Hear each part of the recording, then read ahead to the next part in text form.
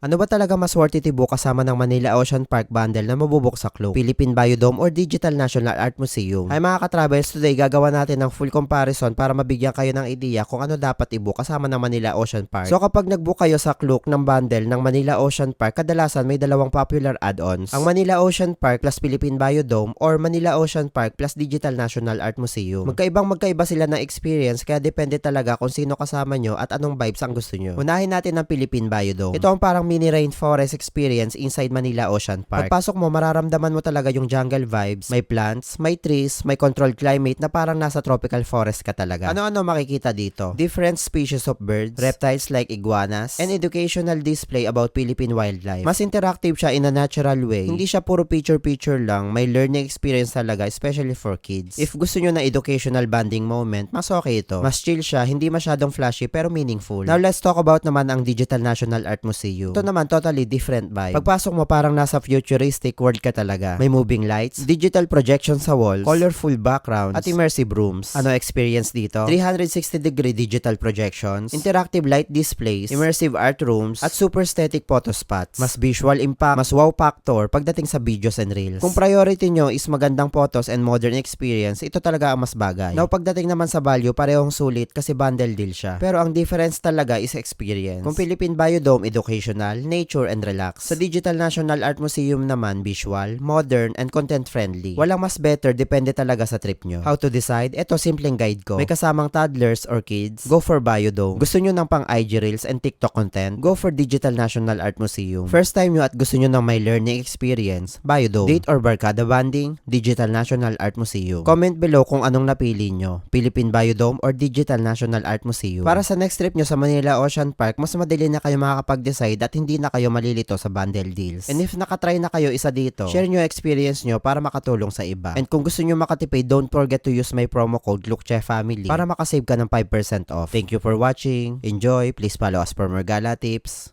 Bye!